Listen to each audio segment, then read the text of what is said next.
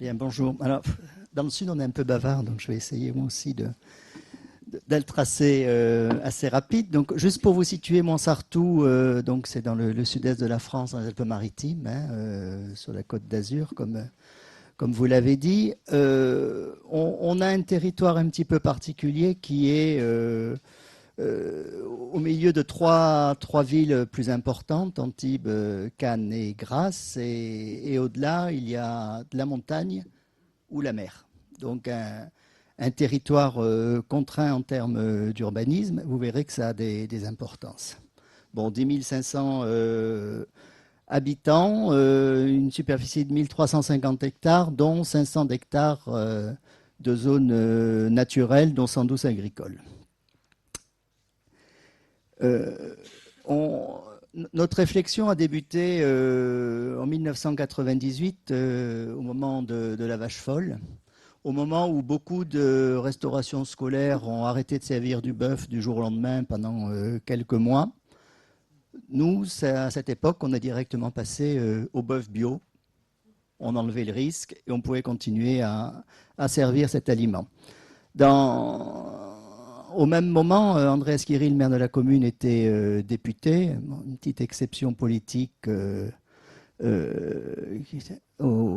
la faveur d'une triangulaire, mais qui lui a permis d'avoir une mission parlementaire au cours de laquelle il a créé l'AFSET, l'Agence française Santé Environnement au Travail, qui maintenant a été intégrée à l'ANSES, mais qui lui a permis de beaucoup travailler sur cette relation santé-environnement, et qui a alimenté beaucoup de débats sur la commune et qu'il a voulu qu'on mette en action dans nos projets municipaux.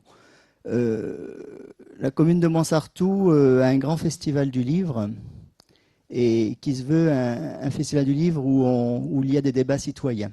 Et donc, ce sont des problématiques qui ont été beaucoup débattues et où des chercheurs, des écrivains, des philosophes, des scientifiques sont venus parler aussi avec la population. Ils nous ont aidés à mûrir notre projet pour se fixer comme objectif une autosuffisance alimentaire. Donc la métamorphose de notre territoire a commencé là. Parallèlement, sur l'alimentation, on a été ville active du plan national nutrition santé. On a inclus des actions autour de l'alimentation dans le projet éducatif local, dans l'agenda 21 bien sûr, et dans le plan local d'urbanisme. C'est-à-dire qu'à partir de cette réflexion, on essaye de formaliser dans des outils d'aménagement et de projet. Une particularité de Montsartou, c'est un territoire qui sait combattre, et qui sait combattre pour l'avenir, pour préserver. On a combattu la 8 bis qui serait passée au milieu de notre forêt communale, hein, des 300 hectares de la forêt. On a combattu 2 incinérateurs qui étaient aussi dans notre forêt. On a combattu 5 projets de grandes surfaces commerciales qui se seraient installés sur des terres agricoles, parce que effectivement, on essaye de remettre de la verdure et de l'agriculture en ville. Mais peut-être dans les grandes villes, on peut mettre des bâtiments et laisser les terres agricoles aux périphéries des villes plutôt que d'y mettre dessus des zones commerciales. Hein. C'est-à-dire qu'on essaye de rattraper le temps, mais il vaut mieux anticiper. Donc nous, on les a refusés. On a réussi, par exemple, à faire capoter le projet d'IKEA qui était limitrophe de Montsartou sur la commune voisine, qui aurait asphyxié notre commune, hein, avec 15 000 véhicules jour, 30 000 le week-end, et qui aurait amené une pollution énorme. Parallèlement, on sait se battre pour des projets comme la réouverture, la première ligne de voie ferrée qui a été réouverte en France grâce à l'action du maire. Donc, je vais vous faire maintenant un petit focus sur notre restauration scolaire et je reviendrai à la globalité du projet sur la fin de la présentation. Donc on a 3 groupes scolaires, on fait un peu plus de 1000 repas par jour, environ 150 000 par an. Je passe vite, c'est des chiffres que vous pourrez retrouver dans la présentation. On a 4 engagements pour notre restauration scolaire. C'est-à-dire qu'on veut offrir une qualité gustative, on veut respecter les repères du PNNS, mais aller plus loin, c'est-à-dire qu'on veut aussi servir une alimentation qui respecte la santé et l'environnement. Et il y a le 4e volet, qui est le volet éducatif, qui nous paraît extrêmement important. Alors, justement, comme on est parti de l'équilibre alimentaire avec le PNNS, on s'est rendu compte qu'en servant plus de fruits et légumes, en servant des céréales plus complètes, on savait plus de pesticides quotidiennement. Donc, c'est pour ça qu'on a décidé en 2008 de faire un développement du bio. On a fait un développement par produit, parce qu'on sait très bien que quand on fait un repas 100% bio une fois par mois, une fois par semaine, c'est tellement rare que, en fait, ça aide pas à construire les filières. Donc, on est parti par produit. Et donc, vous avez vu qu'on a commencé par les produits que l'on sert le plus aux enfants, aux produits que les enfants mangent le plus volontiers. Et vous avez vu qu'avec peu de produits, le pain, les pommes, les salades, les laitages, on était déjà à 25%. Donc, on peut remonter relativement vite en part de bio en ciblant bien les produits que l'on sert. Donc, au 1er janvier 2012, depuis le 1er janvier 2012, on est 100% bio. Alors, on avait bien sûr identifié, comme beaucoup, des difficultés, hein, le surcoût, les difficultés d'approvisionnement, les lieux de production. Et alors, j'ai rien contre l'Argentine, je suis désolé, parce que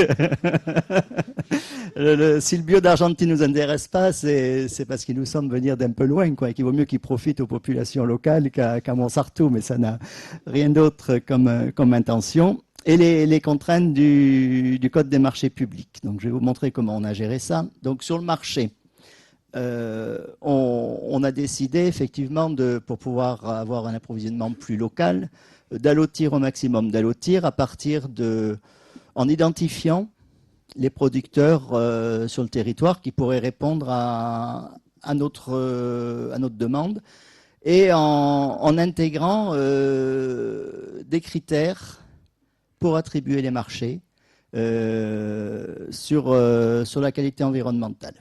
Et on a prévu aussi la régie agricole. Donc le marché, bon, je passe vite, mais en jaune, vous avez les marchés qu'on a identifiés comme pouvant être locaux. Donc on a construit un petit peu sur mesure. Hein. Si en viande il y a l'agneau, bah, c'est parce que les Alpes-Maritimes, c'est une des seules productions qui restent, hein, et c'est la seule production en viande. Vous voyez, donc c'est un travail qu'on a fait avec Agribio 06, qui connaissait le territoire en producteur agricole bio. Les critères, on a mis 40 points sur la qualité, 30 points sur la valeur environnementale et 30 points sur le prix seulement. Donc vous voyez qu'on fait passer la qualité et le respect de l'environnement avant le coût du marché. J'ai eu confirmation, alors on avait fait ça un peu au culot, hein, puisque ça nous permettait d'attribuer le marché à qui on voulait à peu près. Hein. Mais j'ai eu confirmation récemment par un juriste dans un groupe de travail du CNA, qui dit que c'est effectivement ce qu'il faut faire. C'est-à-dire que le marché public, il y a un appel d'offres, mais les critères, on peut fixer les critères d'attribution que l'on veut, du moment qu'ils sont objectifs et qu'on note. Donc, on avait anticipé et ça fonctionne relativement bien, sauf que dans le 06, il n'y a pas d'agriculteurs, ou si peu, qui n'ont pas de problème de diffusion et de vente de leurs produits, donc personne n'a répondu. Ceci dit, ça a permis quand même de verrouiller nos grossistes, qui ont eu l'appel d'offres. Hein, on a pu, comme ils s'étaient engagés à une proximité, puisqu'ils savaient que c'est ce qu'on attendait, et qu'on avait donné des points à partir de là pour l'attribution du marché, on a pu suivre un peu d'eau. Je vous ai mis là où on en est en 2013. Alors, sur les légumes, c'est un peu faussé parce qu'il y a la régie agricole, on le verra après, mais vous voyez quand même qu'on a 80% de légumes qui proviennent de la région. En restauration collective, c'est relativement rare, hein, et très peu d'importation. Très peu d'importation parce que j'ai mis l'Italie en régional, parce que le Piémont est limitrophe, hein, donc c'est pas contre les échanges internationaux, c'est de la cohérence territoriale. Sur les fruits, vous voyez là, nous, on n'est pas producteurs et on est quand même 75% de produits régionaux dans notre approvisionnement. On a un peu plus d'import parce que c'est vrai que les oranges, les bananes, voilà, ça vient souvent de plus loin. Donc, comme on n'a pas eu de producteurs locaux, au moins sur les légumes, on s'est lancé un défi en 2008, une boutade. Hein. Il n'y a personne qui répond. Ben, qu'est-ce qu'on fait? On va essayer de le faire nous-mêmes. C'est de là qu'est née l'idée de la régie municipale agricole. On a vous l'aviez au début de la présentation, un aspect important de Montsartou, c'est ses régies municipales. On en a plusieurs. On a l'eau, bien sûr. On a les pompes funèbres. On a la restauration scolaire. On a les transports. Et on sait que quand on fait un service au public, on est capable de le faire de qualité, à coût maîtrisé. Et on en maîtrise le développement et on sait vraiment ce qu'on fait avec. Donc on s'est dit, on va réfléchir, on va tenter. Donc pendant 2 ans, on a fait une étude de faisabilité, c'est-à-dire qu'on a identifié nos besoins avant tout. Et donc ça nous a permis aussi de voir un peu comment on fonctionnait. Et ça nous a permis de voir que même s'il y avait on avait une demande auprès de nos cuisiniers de respecter la saison, on s'est quand même retrouvé quand on a fait l'inventaire des factures sur des tomates en janvier, etc. Donc déjà, ça nous a aidé de voir qu'entre l'intention et la mise en œuvre, on avait un décalage. Et là, donc, on a pu le recaler. Donc, on a identifié de combien de poids de légumes on avait besoin pour chaque mois, pour faire un plan de production, voir combien de terrain il nous faudrait pour... Alors, tout ce travail a été fait en collaboration avec la Chambre de l'agriculture et un agriculteur de la commune. Donc, on a sorti une liste de légumes à produire entre les prioritaires et donc je passe vite, mais il faut quand même savoir qu'on arrive à avoir 62 variétés différentes de légumes en 2014. On travaille aussi avec Cocopelli pour essayer de préserver des espèces anciennes. On participe aussi à ce maintien de la diversité. La nouveauté 2015, c'est qu'on attaque un peu les fruits. On a planté des fraisiers et des arbres fruitiers. Donc, en personnel, on avait plusieurs possibilités. On aurait pu faire une délégation de service public. On a un jardin de cocagne sur la commune, qui est un jardin en chantier d'insertion. Mais on n'a pas retenu cette option puisqu'on voulait complètement être libre. C'est-à-dire que pour donner une DSP, il fallait refaire un marché. On ne sait pas qui l'aurait eu. Et une fois que le marché est donné, on ne le maîtrise plus très bien. On le voit en restauration collective déléguée, on a des fois des mauvaises surprises. Donc on a pris l'option d'un salarié. Donc depuis 2011, on a un agriculteur municipal sur la commune de Montsartou qui a été renforcé par un emploi d'insertion depuis 2014. Les budgets, je vous laisserai les découvrir plus tard, pour ceux que ça intéresse. Donc la production des légumes de la restauration scolaire font entre 1,2 et 3,5 km pour rejoindre les cuisines chaque jour. Alain trouve que c'est trop peut-être. Donc, on a identifié un terrain, on avait besoin de 4 hectares, donc on a identifié le terrain idéal, qui est le domaine de Haute-Combe, qui est un terrain qu'on avait préempté 1 an et demi avant.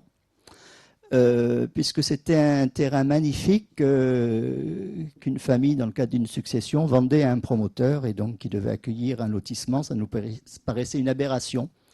Donc la commune a préempté, comme il y avait un gros dessous de table, comme ça se fait sur la Côte d'Azur. On ne l'a pas payé si cher que ça, mais enfin on l'a quand même payé à un prix de terrain constructible. On l'a payé un peu plus d'1 million d'euros quand même, c'est pas rien non plus. Mais voilà, on a dédié ce terrain à ce projet. Comme c'était une friche, il est devenu immédiatement, il a été certifié immédiatement, et donc on a pu attaquer dès la première année une production bio avec l'équipe des espaces verts qui a fait la première expérience en 2010 avec l'aide des enfants des écoles. Et en mars 2011, on a embauché la première agricultrice qui est restée 1 an, qui pour des raisons personnelles est partie. Donc depuis, on a Sébastien depuis 2012. Vous voyez le développement de la production. Et donc avec les 20 tonnes en 2014, on a été autonome à 75% de nos besoins. Les voici au travail. Un autre point qui est important dans notre projet alimentaire, c'est ce qui touche aux déchets et au gaspillage alimentaire, puisque, bon, on l'a évoqué, ce tiers de production qui n'est pas consommé. Et nous, l'idée d'acheter des produits bio, de les payer un peu plus cher et de les mettre à la poubelle, nous paraissait inconcevable. Donc on a essayé de voir comment on pouvait travailler ça. Donc depuis 2010, à chaque fin de repas, les enfants ont à leur disposition plusieurs poubelles, 4, enfin 5 plutôt, 4 pour le tri des restes et une pour les déchets ultimes. Les 4 poubelles des restes, il y en a une pour l'entrée, une pour la viande ou le poisson ou les œufs, suivant le plat du jour, une pour l'accompagnement, une pour le dessert. Ce qui permet chaque jour de peser chaque seau et de savoir combien on jette. Et c'est là où, quelque part, on peut, encore une fois, on a bougé les règles. C'est-à-dire que le marché public, on s'en est un peu libéré. Les grammages recommandés, on s'en est libéré aussi. Parce que quand on a des grammages recommandés qui donnent un tiers de gaspillage alimentaire, c'est un non-sens. Donc on a essayé de se construire nos propres grammages recommandés qui correspondaient à la réalité de la consommation par type de plat. Donc bon, c'est un gros travail d'analyse, hein, mais c'est pas si compliqué que ça. Donc voilà, un exemple de tableau qu'on recueille chaque jour. Ce qui a permis, vous voyez, qu'on est parti, on était comme les autres, hein, on était à 147 grammes de moyenne de reste alimentaire par repas, donc un tiers, hein, un repas ça fait à peu près 450 grammes. On en est rendu à 30 grammes,4 en 2014, ce qui fait une économie d'environ 18-20 centimes par repas, et donc de l'argent que l'on peut investir sur la qualité, puisque notre passage au 100% bio n'a pas généré de surcoût en achat d'aliments. Donc on peut faire du 100% bio au même prix si on ne gaspille pas, et si on achète les produits au bon moment, si on regarde surtout le prix avant d'acheter. Parce qu'on ne fait plus, nous, de menus prêts un mois ou voire un an à l'avance. Nous, les menus, on a un plan alimentaire annuel, ça c'est calé. On sait qu'il nous faut une crudité, un légume cuit, ça c'est prévu. Mais la recette, les ingrédients, c'est le vendredi pour la semaine suivante. Et ça se fait à partir de ce qu'il y a dans les champs de notre régie agricole et à partir des prix que nous offre notre distributeur. C'est-à-dire qu'on va voir les prix avant d'acheter. C'est simplement inverse. Il ne faut pas s'affoler quand on reçoit la facture, il vaut mieux l'anticiper. Donc ça, je vais passer. Donc, pour limiter les restes, on a donc aussi optimisé l'économa. Hein. On avait 3 économas, 1 par cuisine. On a centralisé, il y a une seule personne qui gère les 3 économas, ce qui permet de faire des passages d'un économa à l'autre, notamment aux périodes des vacances scolaires où il n'y a qu'une cuisine qui fonctionne, on rapatrie. On supprime bien sûr tous les conditionnements à la portion parce qu'on ne peut pas ajuster la quantité servie à chaque enfant. Et comme on a fait le choix d'avoir une cuisine par établissement, on fait une cuisine tout au long du service, dès que le plat le permet, c'est-à-dire que ne sort du frigo que ce qui est utilisé. Et si ça mange un peu moins, ça reste dans les frigos, ça peut être réutilisé. Tous les plats sont servis en 2 portions, la portion grammage recommandé et une plus petite portion avec un accès possible à du rab. Hein, et il y a l'accompagnement éducatif qui explique aux enfants, si on n'est pas sûr de tout manger, on prend plutôt la petite, on vient se resservir. Et on ne gaspille pas. Tout ce qui est dessert, c'est servi en salle. On ne sert plus jamais une pomme entière, par exemple, on la sert par quartier. Ils en prennent le nombre qu'ils veulent, mais on ne retrouve plus de pommes croquées 1, 2, 3 fois et à la poubelle. Voilà, rapidement présenter les actions de la restauration scolaire.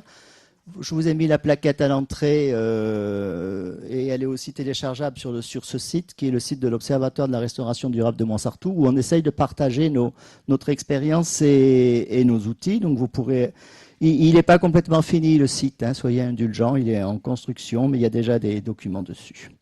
L'observation a mené aussi une enquête auprès des parents. Et c'est là où, quand on parle de système alimentaire, on voit qu'à travers les actions de la commune, on arrive à faire bouger les lignes. C'est-à-dire que 66% des familles ont dit que leur pratique alimentaire avait évolué à partir des actions de la commune. Et en quoi est-ce qu'elles ont évolué? C'est-à-dire qu'elles font attention à leur gaspillage alimentaire, elles achètent plus de bio, elles achètent plus de proximité. Ils regardent les étiquettes avant d'acheter, de quoi sont faits les produits. Ils cuisinent plus, etc. Il faut savoir que chaque mois, on envoie par mail à toutes les familles les menus, bien sûr, des propositions de menus complémentaires du soir. Il y a des fiches produits, des recettes, voilà, pour essayer de permettre aux familles de s'approprier cette approche alimentaire. Montsartou est aussi ville fondatrice du Club des territoires M+ Bio. Et on parlait tout à l'heure justement de la démultiplication des expériences positives. C'est l'objectif de ce Club des territoires. Donc si ça vous intéresse, vous pourrez aller voir également. Et pour montrer qu'on est sérieux, on s'est fait certifier aussi par EcoCert en cuisine, qui est un nouveau label d'EcoCert. C'est extrêmement intéressant puisque EcoCert en cuisine prend effectivement le pourcentage de bio, mais va aussi voir ce qu'on fait en termes de gaspillage, de proximité, de tout ce qui est connexe, par exemple, les produits d'entretien, est-ce qu'ils sont écolabellisés et tout. Juste pour la petite histoire, sur Montsartou, ils sont bien sûr écolabellisés, mais surtout, ils sont presque plus là. C'est-à-dire que nos cuisines sont nettoyées à la vapeur, machine à vapeur, comme ça se fait beaucoup en Rhône-Alpes. Voilà. Et c'est extrêmement efficace, et ça, c'est zéro impact. Et c'est extrêmement bénéfique à la santé de notre personnel, puisque tout ce qui est eczéma, etc., si vous gérez des cuisines, vous savez qu'il y a cette problématique. Et je ne parle pas des inhalations, etc. Voilà. Tout ce travail sur la restauration scolaire, toute la réflexion en amont que je vous ai présentée au début, ça nous a amené aussi à travailler sur notre territoire. Comment est-ce que ce modèle qu'on a développé sur la restauration scolaire pourrait se développer pour alimenter notre population, tous les citoyens de Montsartou. Donc vous voyez qu'en gris, avec les zones jaunes, c'est le plan d'occupation des sols qui faisait foi jusqu'en octobre 2012. À droite, le nouveau plan local d'urbanisme. Et donc, vous voyez que donc on retrouve bien les zones vertes que j'évoquais tout à l'heure, les espaces naturels, et l'ensemble des espaces agricoles qui ont été repérés, et donc ciblés, fléchés agriculture sur le nouveau plan local d'urbanisme. On est donc passé de 42 à 119 hectares de surface agricole. Je vous rappelle qu'on est sur la Côte d'Azur. Et que au coût du foncier constructible, c'est pas une opération politique facile, mais c'est assumé. Et c'était en 2012 et en 2014, on était toujours là. Donc ça veut dire qu'on peut passer une élection en ayant triplé les surfaces classées agricoles sur une commune. Alors, comment ils sont venus ces 119 hectares? Ils ne sont pas sortis du chapeau. On a fait un petit calcul, c'est-à-dire qu'on visait une autosuffisance alimentaire. Quelle surface il faudrait sur notre territoire pour, au moins en maraîchage, être autonome pour fournir l'alimentation à notre population. Donc, il nous fallait 132 hectares. On est à 119. Si on rajoute tous les jardins, les potagers perso dans les jardins, on arrive facilement aux 132 hectares. Donc, on peut être autonome en maraîchage. On peut être autonome en chèvres et moutons, parce que dans les espaces naturels, il y a tout ce qu'il faut. Donc, il nous manquerait un peu de fruits, il nous manquerait des céréales, mais bon, on n'a pas le terroir non plus. On parlait de terroir tout à l'heure, donc on veut bien avoir des échanges commerciaux avec quelques communes voisines. Voilà, donc c'était nos... Et une fois qu'on a classé les surfaces agricoles, il faut essayer de mettre des agriculteurs dessus. Et ça, c'est pas le plus simple.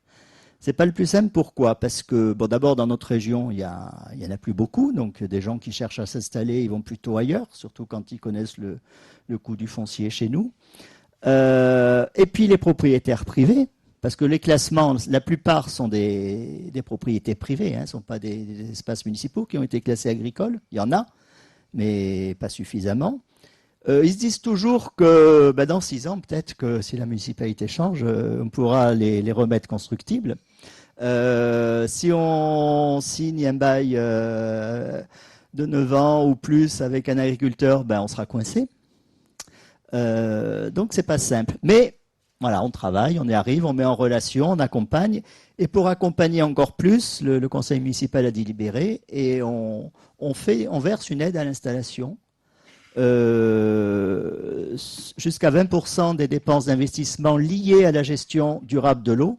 Ça, c'est aussi cohérent parce que comme on a une régie municipale des eaux, on fait attention à préserver nos ressources et puis il faut qu'on apprenne à cultiver en étant économe à l'eau, dans l'utilisation de l'eau. Et avec un plafond de 12 000 euros. Donc, en 2014, on a versé 12 000 euros à un maraîcher de la commune qui a repris un terrain en location. Et bien sûr, c'est une question que je voulais poser au vice-président de la métropole ce matin, mais il n'est plus là. Nous, nos aides sont ciblées si on cultive bio, uniquement. On n'a pas droit à l'aide si on ne cultive pas bio. C'est pas le cas sur Nantes. Voilà. Et c'est peut-être dommage. Mais bon, ça, c'est les territoires, ça peut évoluer. Je pense que notre responsabilité, quand on parle de santé, alimentation, santé, environnement, il est là aussi, parce que le raisonner, c'est pas très maîtrisé quand même. On ne sait pas trop ce qu'on met derrière. On parlait de système tout à l'heure, d'approche systémique. Donc, je vous l'ai fait là. Une approche systémique, nous, voilà, il y a du débat citoyen. Il y a le plan local d'urbanisme, il y a des jardins familiaux, il y a une épicerie sociale qui d'ailleurs vend à très bas prix les légumes de la régie agricole, donc il y a une épicerie sociale avec des produits bio. Il y a l'aide à l'installation des agriculteurs et tout ça s'auto-alimente dans la démarche.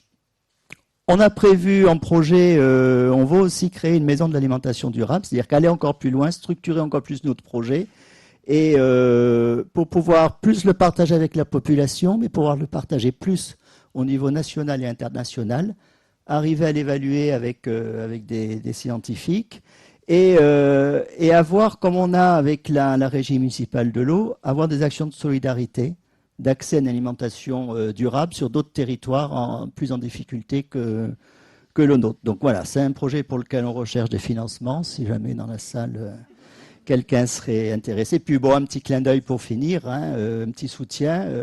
On fait partie la régie municipale fait partie d'une action retenue par la Fondation Nicolas Hulot pour My Positive Impact, une des 50 actions retenues. Les 5 premières seront promus, donc votez pour nous.